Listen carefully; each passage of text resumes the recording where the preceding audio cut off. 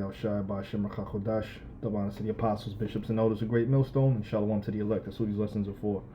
Alright, brothers, it's a quick lesson. More like a update.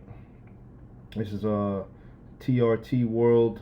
This is a Turkish, I think it's Turkish radio and television, news broadcast, and it's a page on YouTube, which I check out, which we know Turkey is in prophecy.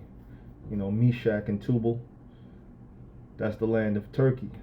All right. Now here on this news, it says here India spent 76.6 billion on armaments in 2021.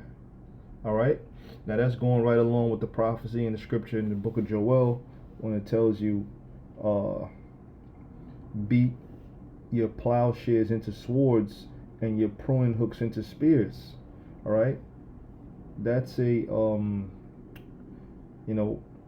very expensive armament cost. Because why? Because the nations are gearing up for war. You read about war, throughout the scriptures, Isaiah the 13th chapter, Isaiah the 34th chapter, Jeremiah the 50th chapter, Jeremiah the 51st chapter, and many different various scriptures. So I'm gonna play some of this here. Changes in Japan's sense of its own insecurity over the last few years. Japan is, of course, a gigantic economy, but until now, this is global military spending passes 2 trillion for first time. Now, why is that? Because the war to end all wars is coming. Because after World War III is fought, the nations are not going to learn war anymore. Okay? They're not gonna learn war anymore. Now let me do this right fast. Isaiah 2.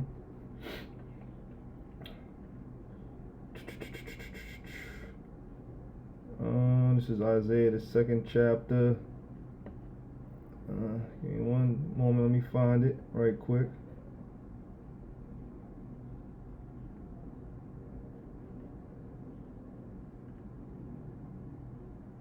Tells you here that pretty much nations shall not learn war anymore. Here it is. Isaiah 2 and 4. And he shall judge among the nations, and shall rebuke many people, and they shall beat their swords into pruning hooks, and their spears into Salakia. They shall beat their swords into plowshares, and their pruning hooks, and their spears into pruning hooks. So this is the reversal of, Joel, when it tells you the opposite, how they're going to beat their plowshares into swords, and their pruning hooks into spears, meaning that what?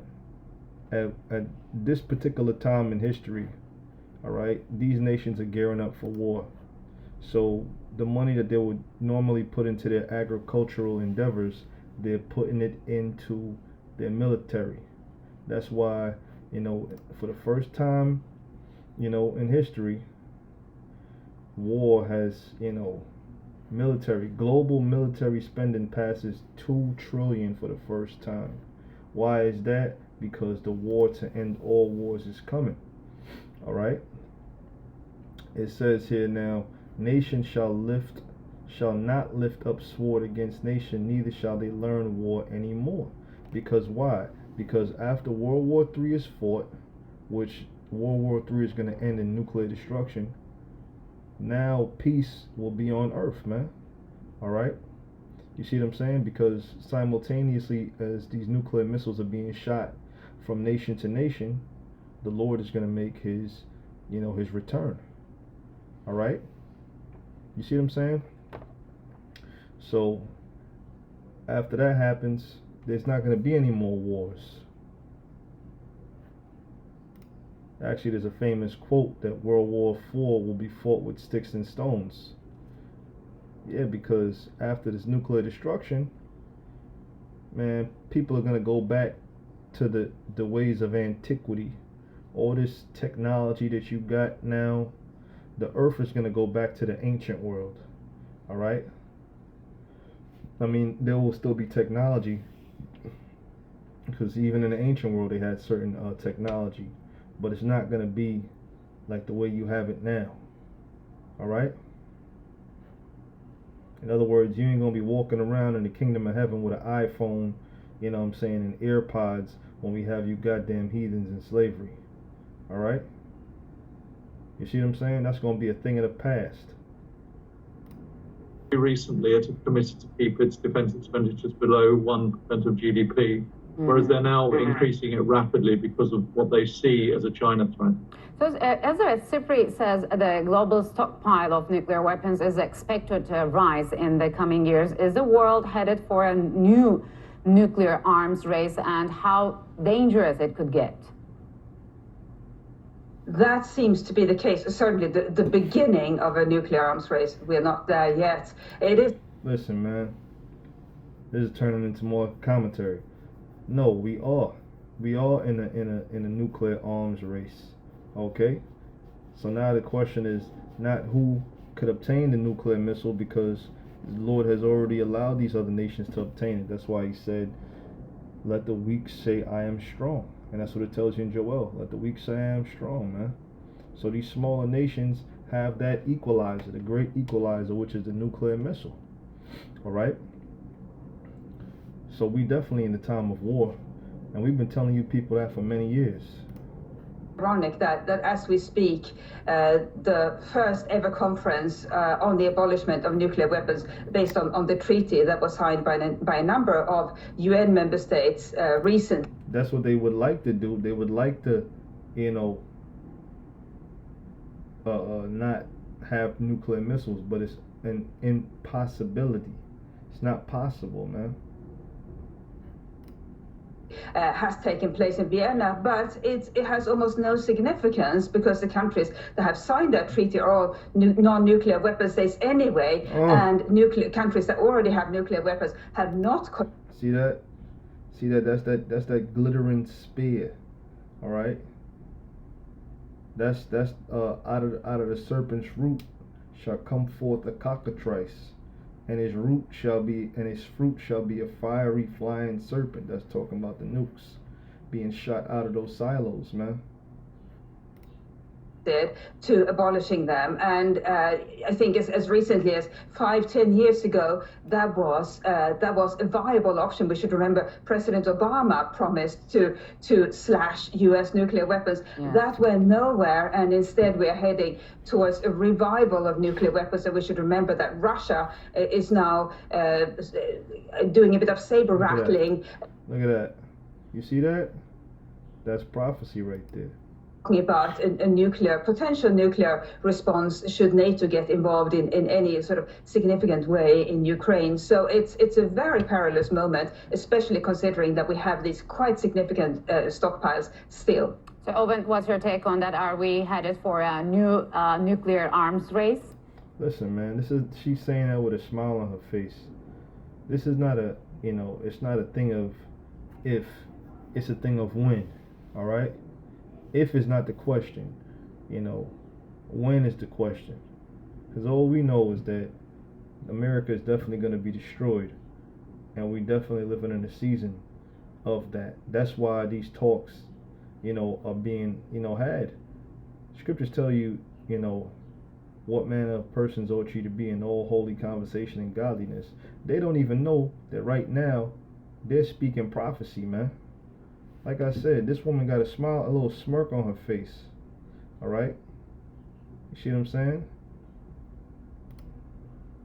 I mean, I think there's a risk. What I read in the Cypri report is that essentially we're at an inflection point where the gradual reductions in nuclear weapons look as if they may be stopping. And of course, there are a couple of countries, particularly China, which is presently modernizing its nuclear delivery systems quite rapidly. And there's a big question about whether that's actually going to increase the number of nuclear warheads that they have on active deployments.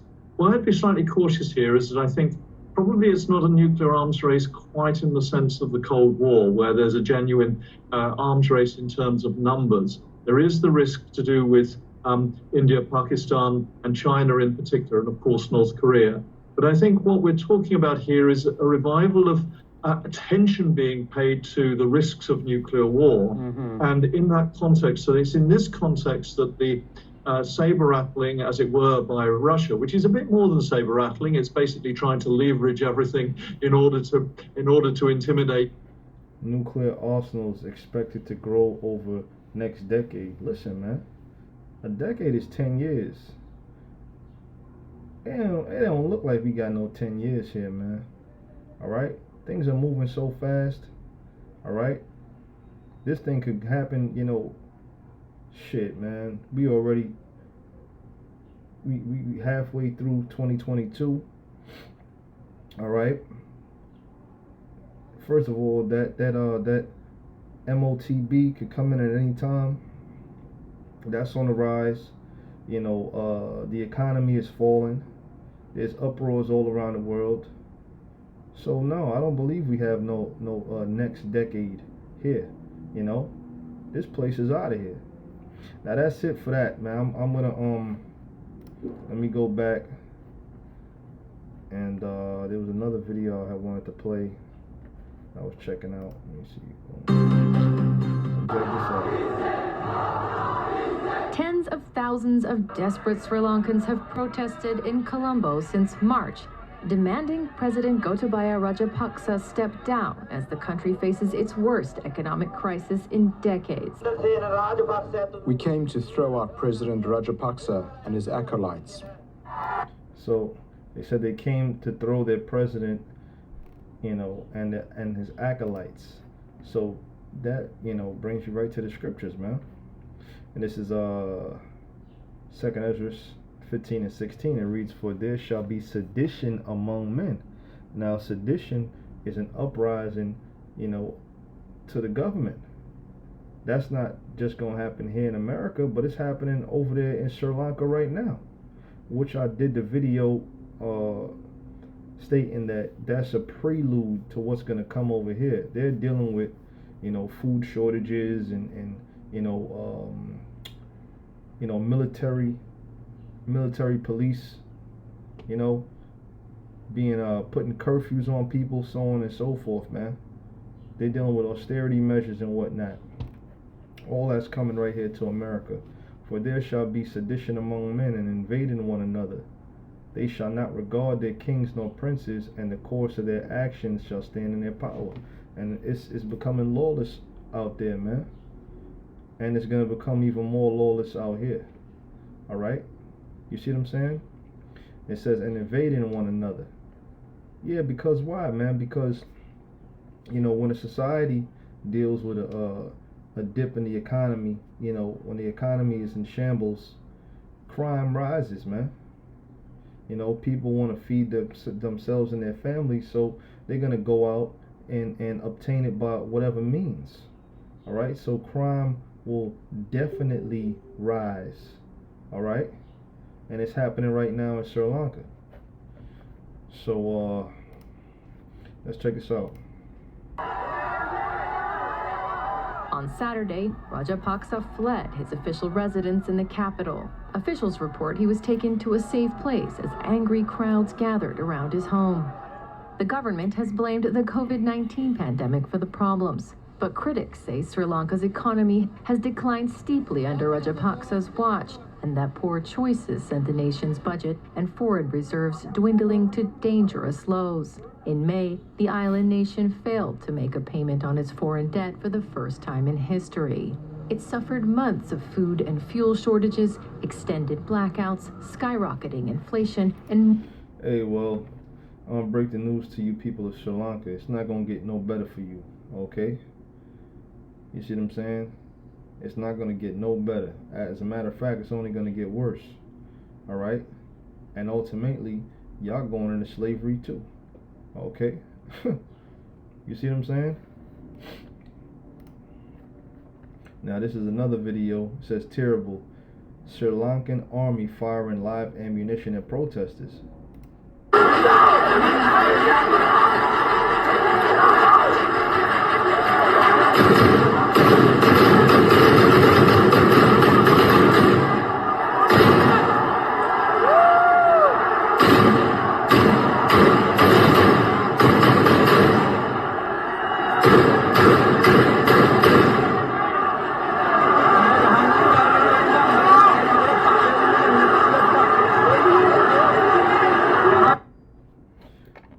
That's a prelude to what's gonna come over here, man.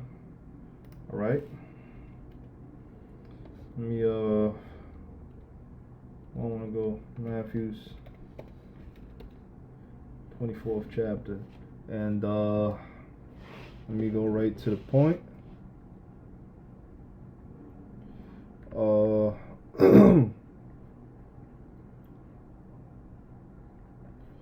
It reads,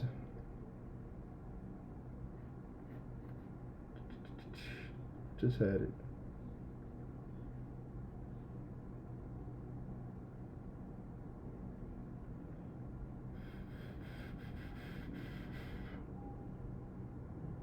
Now this is going into the time of 70 AD.